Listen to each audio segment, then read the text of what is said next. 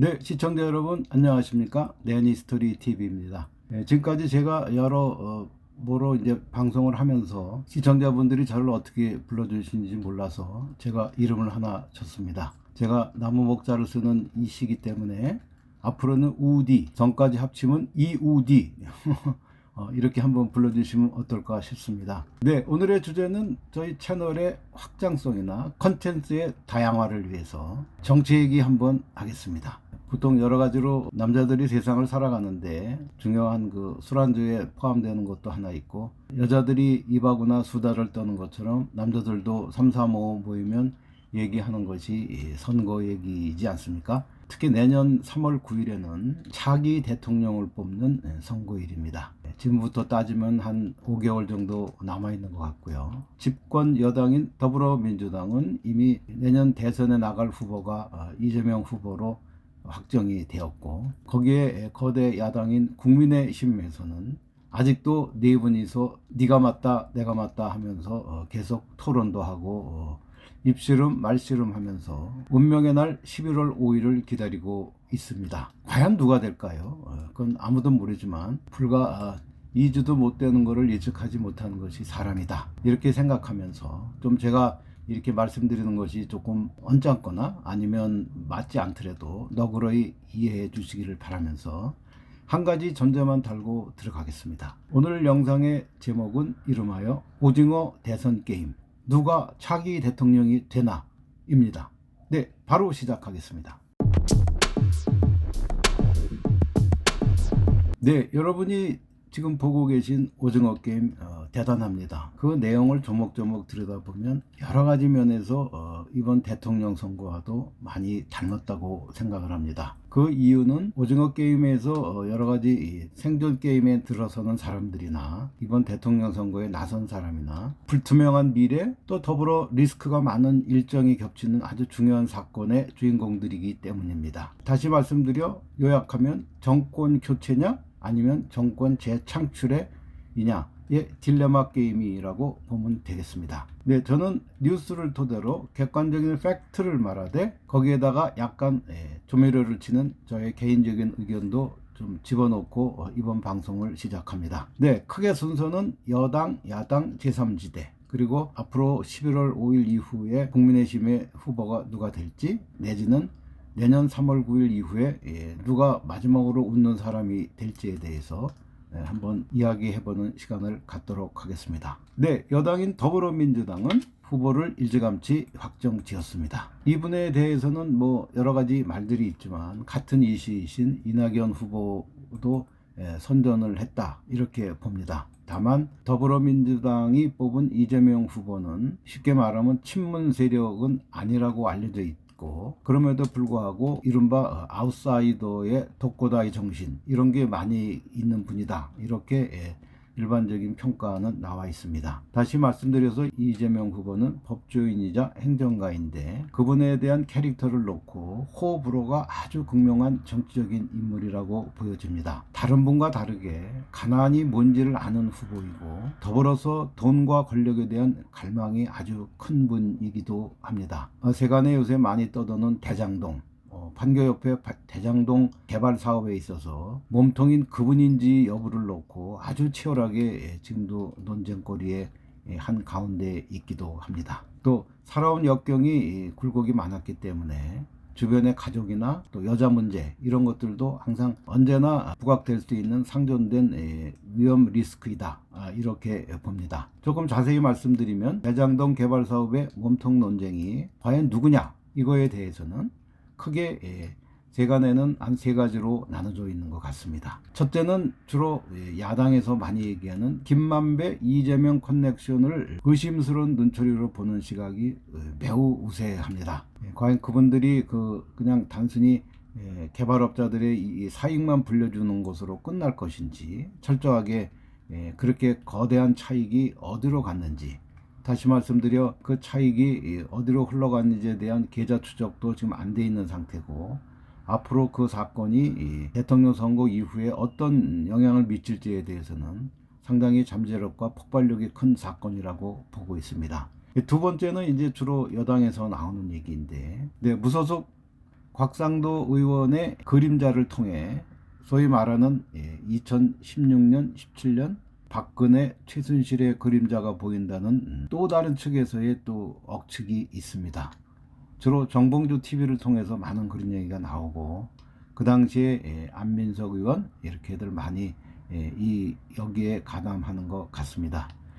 큰 틀에서는 그렇지만 제가 보니까 세 번째는 이것은 단순히 부동산을 놓고 벌이는 개발업자와 탐욕스러운 사람들이 벌인 그냥 단순한 그냥 배임이나 사기 사건 내지는 직권남용 사건 이렇게 갈지, 그렇게 보는 세 가지 시각이 있다고 봅니다. 물론 여기에 참여하는 주인공들도 많지만 조연들도 상당합니다. 법조인들은 거의 대부분 다 포함되어 있는 것 같고요. 그분들이 뭐가 아쉬워서 그런 쪽에 들어가 있는지를 알아보면 결국은 돈이 아닌가 싶기도 합니다. 네, 이번에는 야당인 국민의힘을 한번 보겠습니다. 이제 최종 4인이 남았는데 이분들도 여당의 이재명 후보와 더불어 법조인들이 주류입니다. 11월 5일 날 이제 국민의힘의 공식 대통령 후보가 최종으로 선출된다고 알려져 있습니다. 지금 현재 굉장히 치열한 서로 이합 집산이 이루어질 것이고, 뒤에서도 물밑으로 서로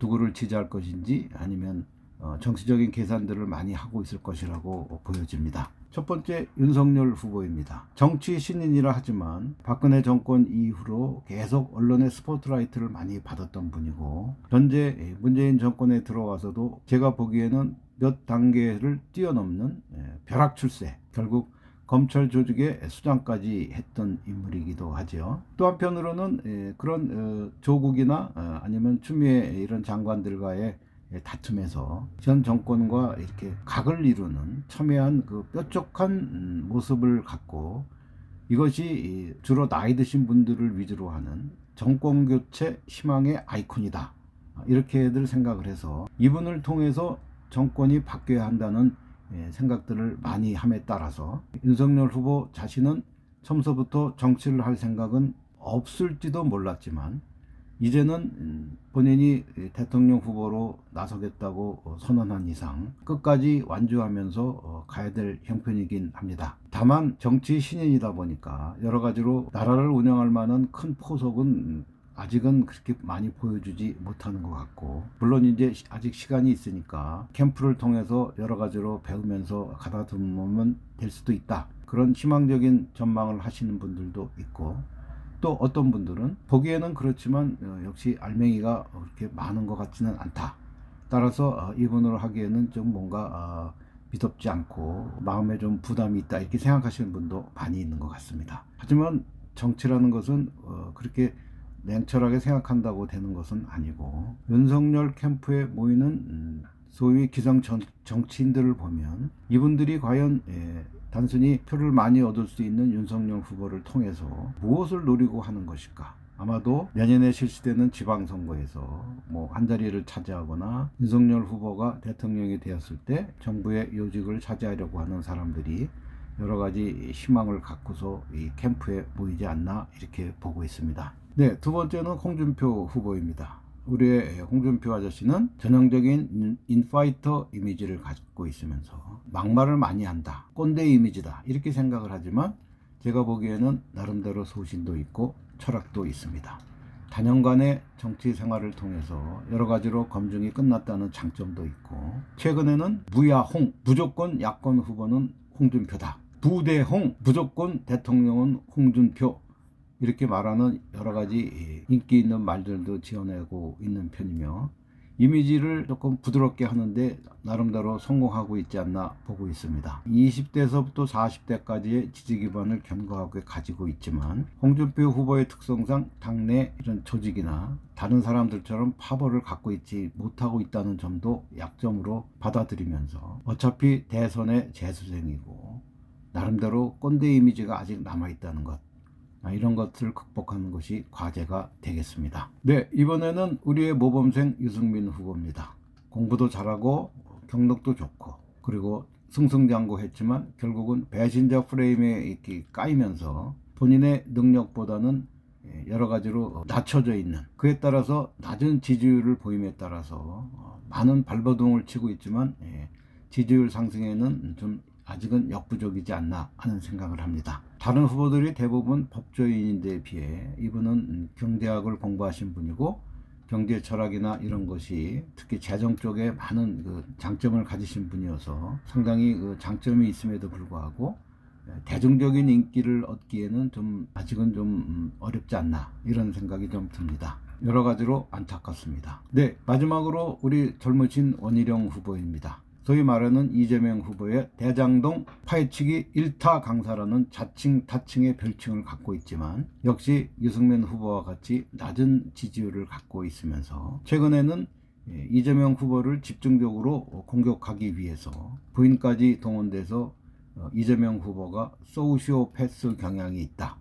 소시오패스란 다시 말씀드려서 사회적으로 조금 문제가 있는 사람들, 사이코패스랑은 좀 다르지만 소시오패스라는 성향으로 갖고 여러 가지로 지금 말들이 많은 것으로 알고 있습니다. 홍준표 후보는 간단하게 짧게 이렇게 메시지를 전해주는 반면에 원희룡 후보는 차근차근 남을 설득하고 역시 전국 수석의 이름에 걸맞게 에너지가 넘치고 제일 젊지 않습니까? 이번 선거 말고 다음 선거에는 더 큰 정치인이 되시기를 바랍니다. 같은 정당에서는 정의당의 심상정 후보 또 나온다고 합니다.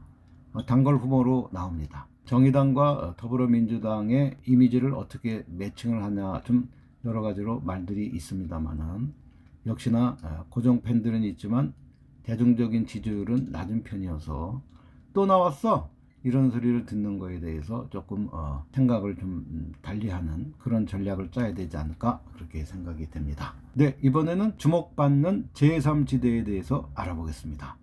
제가 이 부분에 대해서는 좀 힘주어 말하고 싶은 부분이 있는데 정치라는 것이 미국식으로 거대 양당을 통해서 하는 경우도 있고 프랑스처럼 큰 정당 출신이 아니더라도 작은 정당을 통해서 그 틈새를 비집고 올라오는 그런 정치적인 역경도 있습니다. 그렇기 때문에 제3지대가 우리나라에서는 지금까지 성공한 적이 한 번도 없다고 하지만 앞으로는 제3지대에 대한 포션이 파워나 힘이 양당 체제에도 무시할 수 없는 그런 쪽으로 가기를 저는 바랍니다. 네, 애증의 안철수 후보입니다. 이번까지 3번 대통령 후보로 나오고 있습니다. 국민의힘과 국민의당은 엄연히 다른데 좀 착각할 수도 있습니다. 국민의당 후보입니다. 과연 안철수 후보는 일정한 고정 지지율을 담보로 여와 야를 아우르는 캐스팅 보트를 거머쥘 수 있을까? 또 여당에 대해서 계속 날카로운 각을 세우는 것을 봐서는 야당인 국민의힘과 특히 국민의힘의 11월 5일 날 선출되는 최종 후보와의 단일화 성사 여부가 상당히 중요한 부분으로 보입니다. 안철수를 사랑하는 여러분들이 이번에도 안철수가 될지 그것은 좀 지켜봐야 할 것 같습니다. 네, 다음은 행정관료 출신은 김동연 후보입니다. 역시 입지전적인 인물이고 깨끗한 정치, 새로운 물결을 표방하는 이름하여 오징어당 별칭을 가지고 있는 분입니다. 제1 공약이 5급 행정고시 폐지라고 합니다. 역시 행정가를 오래 하신 분이기 때문에 그것이 무엇을 나타내는지를 정확히 알고 있고 우리나라를 살고 있는 젊은 청소년들이 또는 청년들이 가지고 있는 고민과 그런 문제들을 해결하는 새로운 해법을 가지고 있었으면 좋겠습니다.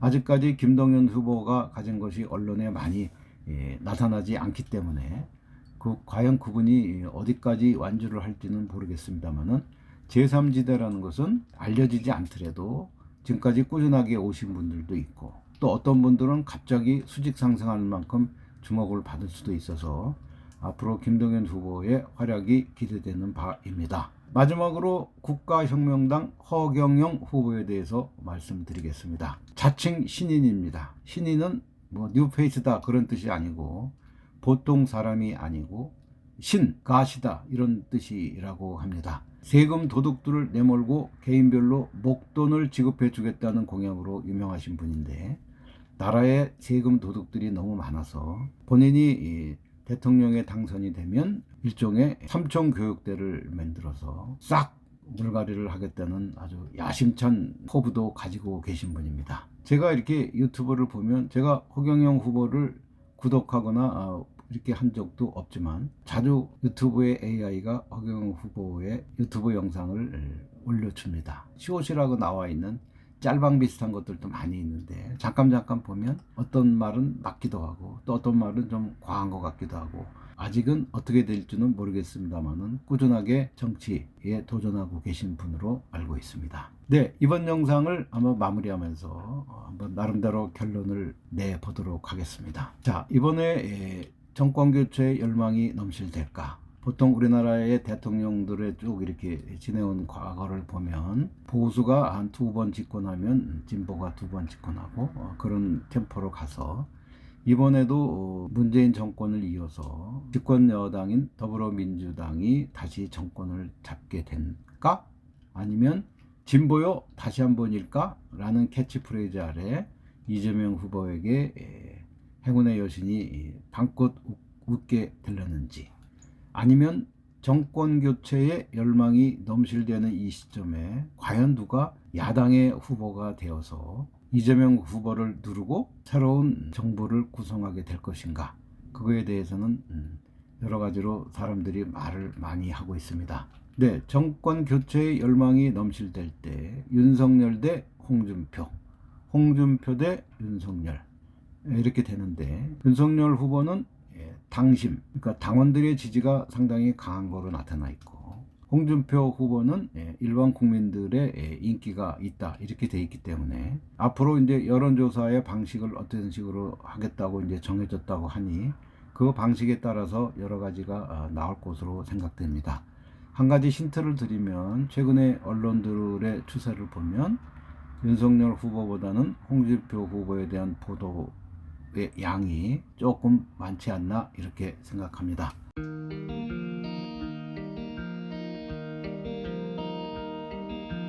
이제 명실상부한 선진국인 대한민국의 운명, 우리 대한민국을 끌고 갈 선장은 누가 될 것일까요? 그것은 아무도 모를 수도 있지만 또 아무도 알 수 있는 것입니다. 왜냐하면 정치는 오징어 게임이기 때문에 오징어 게임을 끝까지 다 보신 분은 결론이 어떻게 되는지는 알 수가 있겠죠. 하지만 현실의 이 정치판은 누가 어떻게 되는지는 알 수가 없습니다. 다만 지금부터 말할 수 있는 것은 11월 5일 날 누가 되냐에 따라서 또 다른 여러 사람들의 해석이나 입방아가 많이 나오겠지요. 그때쯤 해서 다시 한번 정치 시리즈를 한번 해보도록 하겠습니다. 제가 보기에는 홍준표 대 이재명 이렇게 되지 않겠나 이렇게 생각을 하고 있습니다.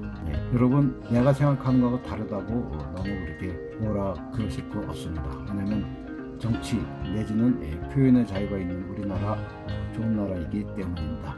네, 이상 제니스토리 우디가 말씀드렸습니다. 여러분 감사합니다.